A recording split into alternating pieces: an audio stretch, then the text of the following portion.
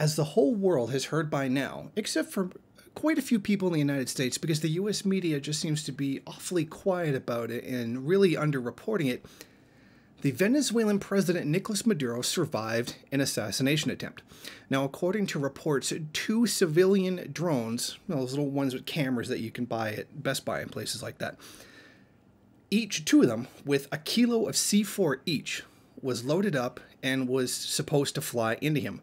One of them hit a building. The other, on video, seems to have exploded in midair.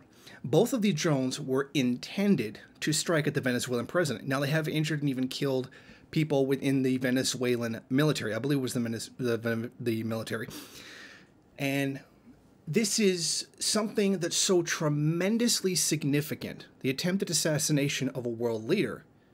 But the US media is surprisingly very quiet about it. You would think that something this significant would probably be all over the news in one way or another. But it's not. And I think this gives us a pretty good clue. Just this fact alone gives us a pretty good clue that it was the United States, in conjunction with right-wing forces inside the country, with assistance from Colombia, that it was them who tried to have Maduro assassinated. And I think that's a pretty good bet on its own, even without this kind of evidence. I mean, who is it that wants him dead? I mean, it is the right-wing forces that are backed by the United States. So this is certainly something very significant that's being underreported by the US media. Now, here's what I think is really important about this. The timing of this assassination attempt, and I believe that that's significant, the actual time when it's taking place. Venezuela just shaved 5 zeros off of its currency. In other words, it's carried out a very big act in fighting inflation inside the country, which has been plaguing it for years now. Venezuela is now paying off its debts to China by giving them 28% of their oil production, which means now it's no longer a problem for the Venezuelan currency. It's now a matter of exporting oil. And this has happened as a result of U.S. tariffs against China. China has cut back on buying U.S. oil and threatening to cut it off altogether. And now they're getting it from Venezuela. Now, on top of that, there was a previous agreement that was made where China would help Venezuela modernize or upgrade, repair, and get its oil industry back into a full mode of production. It has been collapsing for some time due to the fact that Venezuela did not produce their own means of production when it comes to oil. They bought it from other countries. It's very strange how they could be so dependent on oil, yet they don't even produce their own means by which to process and dig up this oil. It's very strange. Either way, China's helping them with that, and that's going to be a significant boost to the country once that fully gets into swing. Now, add on top of this good news the fact that the opposition in Venezuela just recently failed to topple him in an election. In that election, the opposition, the U.S.-backed opposition, was divided on how to proceed. Some of them said they wanted to participate in the vote. Others said they didn't, and that was a big, terrible mess.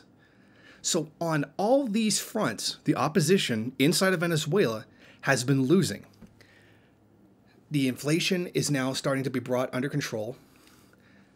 Stability and the ability to produce is coming back into the oil industry. The opposition is completely fractured and doesn't even know what they're doing anymore. This is enough to make them desperate enough to attempt an assassination. I think that the timing of this, given all of the good news that we've been getting out of Venezuela, that is significant to the attempt on his life. Things are starting to turn around, and Venezuela has had some very dark days, and they're coming out of that, and the strength and the unity of the people from that revolution, despite all the sabotage efforts and despite all the setbacks and all the rightful criticisms I would make of Venezuela, they are continuing to survive and have made this big turn in all of these events, all these good things that are starting to happen now. So this assassination, to me, is a sign of desperation on the part of U.S. imperialism. And I think would be nothing short of utter fools to think that the U.S. or the CIA didn't have a hand in this in at least some way. So I think that in a way, this assassination can be seen in somewhat of a good light. It shows that the imperialists are getting desperate. Their attempts to sabotage the country are starting to fail, and they have been doing damage to them for like forever in that country. But they are remaining strong, and they are coming out of it, and the US is running out of options. Assassination is one of them, and full-scale military invasion is another. Well, how long will it be until we see a military invasion or a limited strike with no boots on the ground kind of situation? So mark my words, that could be coming next. So while this is a bit positive that it shows that there is strength in the country, that things are turning around, it also shows that the US is starting to get desperate. And that could be an even worse thing for the people of Venezuela. Thank you for watching. If you like this program, then please head over to my Patreon page and set up a monthly donation. It's your donations that keep this program running. Also, if you would like, please rate, comment, subscribe, and share in various social media.